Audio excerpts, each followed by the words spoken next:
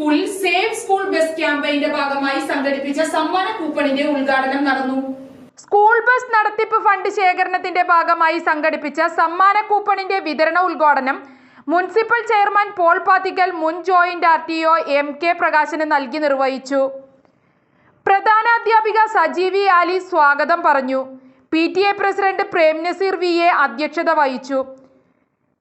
SMC chairman MK Udayakumar, PTA vice president Mani NK, അധ്യാപകമാരായ Shailna KG, Sherry Peter, Shahida EM, Zakariya K, Usha Mani, Aji Joseph, PTA ഭാരവാഹികൾ തുടങ്ങിയവർ സന്നിഹിതരായിരുന്നു.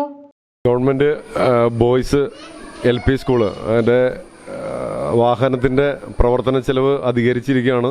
അപ്പോൾ നമുക്കറിയാം, പലപ്പോഴും ഗവൺമെൻറ് സ്കൂളുകളിൽ ഇത്തരം ആവശ്യങ്ങൾ വിദ്യാർത്ഥികളുടെ എന്നും പൂർണ്ണമായും ലഭിക്കാത്ത ഒരു സാഹചര്യമുണ്ട്.